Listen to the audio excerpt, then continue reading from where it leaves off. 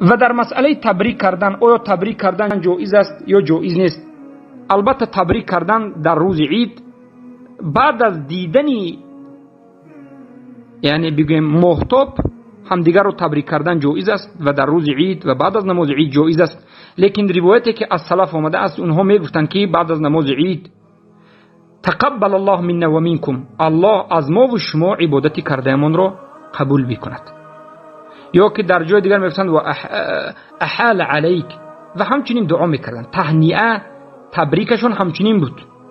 عید مبارک، پیش از نماز عید یک روز دو روز پیش عید تبریک کردن اینها بدعت، یعنی پیش از نماز عید دو سه روز تبریک کردن و شروع کردن این بدعت است، در سلف صالح نبود. پیامبر صلی الله علیه و آله نمیکردن.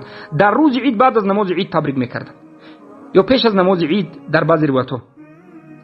و این روایت شده است از طائفه از صحابگان رضی الله عنهم که هم دیگر رو بعد از نماز عید تبریک میکردن. خیلی که ابن حجر اسقلانی در کتاب فتح الباری مجله دوم 517 صفحه روایت میکنند به اسناد حسن از جبیر ابن نفیر که میگوید کان اصحاب رسول الله صلی الله علیه و آله اذا التقى اليوم العيد يقول بعضهم لبعض تقبل الله منا و منك.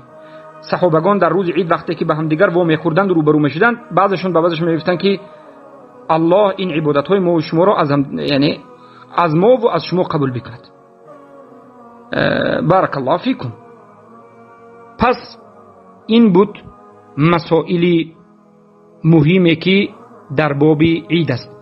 و در روز عید غسل بکنید و در روز عید فطر پیش از به عید فطر رفتن طعام بخورید.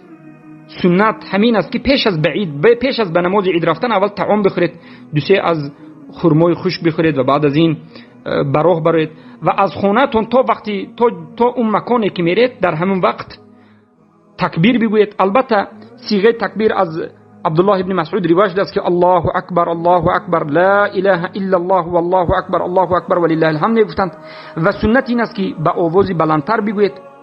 البته جماعی نگویید لیکن به آواز بلند بگویید همه روید. و در بازگشتن به همون راهی که رفتید به همون راه باز نگردید، به دیگر راه باز گردید. اینم سنت است. و البته این سنت های آداب و اخلاق عید که ما این مسائل رو همش رو در حلقه های درسی به شما بیان کرده هستیم.